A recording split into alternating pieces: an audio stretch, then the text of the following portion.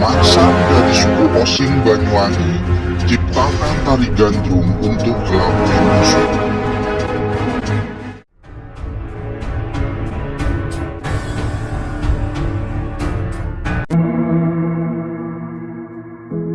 Tari gandrung dikenal sebagai ikon kesenian dan budaya Banyuwangi.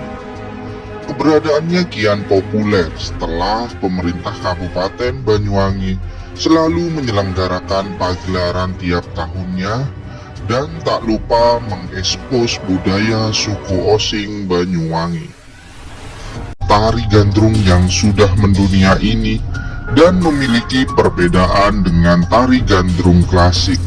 Tari gandrung klasik diperkirakan lahir sejak 1700-an. Tarian yang berasal dari suku Osing, suku asli Banyuwangi ini, pada mulanya dibawakan sebagai perwujudan rasa syukur kepada Dewi Sri setelah melakukan masa panen.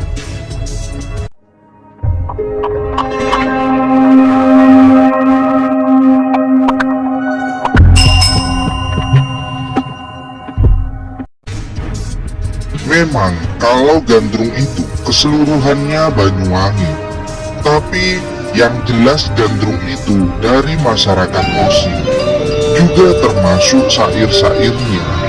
Gandrung yang menggunakan bahasa Osing, Wangsalan dan lainnya.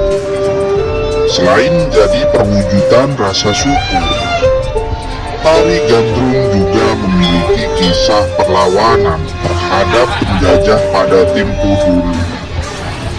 Di saat melawan penjajah dan ketika para pejuang Indonesia yang terdesak ke dalam hutan kala itu, seseorang yang bernama Marsan berdandan layaknya seorang penari gandrung untuk membantu para pejuang Indonesia. Jadi, gandrung yang pertama itu namanya Marsan, seorang laki-laki, bukan perempuan.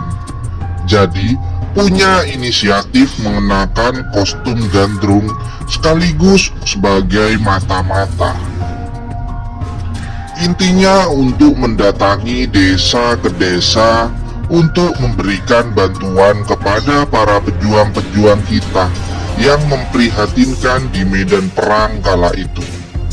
Penari gandrung yang juga merupakan pejuang itu pun berpakaian layaknya wanita, karena jika tidak berkostum layaknya seorang penari, mereka pun akan langsung ditangkap oleh Belanda. Marsan, penari gandrung laki-laki tersebut pun akhirnya menari dari satu desa ke desa lainnya dengan membawa misi untuk membantu para pejuang Indonesia yang sedang mengalami kesulitan. Karena kalau tidak menggunakan kostum gandrung atau seperti ngamen itu, langsung akan ditangkap oleh Belanda. Jadi, kalau pakai pakaian biasa, akan dicurigai dan ditangkap oleh Belanda. Kalau untuk penari tidak, karena istilahnya saat itu juga ngamen, sekaligus bisa memasuki ke dalam markas Belanda. Tidak mengherankan jika penari-penari gandrung kostumnya sedikit terbuka dengan gerakan-gerakannya yang sengaja memikat dan menarik perhatian. Hal tersebut pun bertujuan untuk menarik para penjajah dan terlena. Hingga akhirnya para penari tersebut bahkan nantinya diundang oleh Belanda untuk menari gandrung. Akhirnya dengan ditampilkannya gandrung dengan gerakan-gerakan gandrung itu seperti sengaja menghipnotisnya yang melihat. Dengan tarian-tarian gandrung itu yang memukau, karena memang dulu itu penari gandrung juga punya mantra-mantra yang menarik perhatian. Dengan asiknya menikmati gandrung sambil minum-minum, lupa dengan tugasnya. Akhirnya, dengan saat itulah para pejuang-pejuang kita dengan mudah menyerang musuh. Oleh sebab itulah, tari gandrung memiliki nilai-nilai perjuangan melawan para penjajah. Bahkan tak cuma itu saja, busana yang dikenakan para penari gandrung juga memiliki makna tertentu. Ada omprok, ada juga di sini ilat-ilat, termasuk ada kemben, ada simbolnya merah putih di situ. Karena gandrung itu termasuk pejuang, jadi kostum gandrung itu ada simbol merah putih. Barulah setelah Marsan tiada, penari gandrung pun digantikan oleh seorang perempuan sebenarnya. Penari gandrung perempuan pertama berasal dari desa Cungking yang sekarang menjadi desa Kemiren.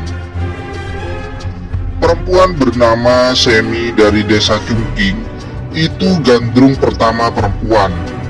Mulai saat itulah dinamakan gandrung terop. Dahulu, tari gandrung dibawakan semalam suntuk hingga subuh. Dalam pementasannya, tari gandrung terbagi dalam 4 bagian, yakni jejer gandrung, rapenan, paju gandrung, dan seblang subuh.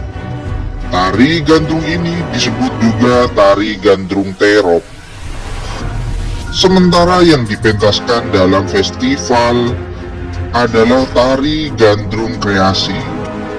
Gandrung kreasi bisa dipadukan dengan drama teatrikal seperti yang dipentaskan dalam beberapa festival yang diadakan oleh pemerintah Banyuwangi.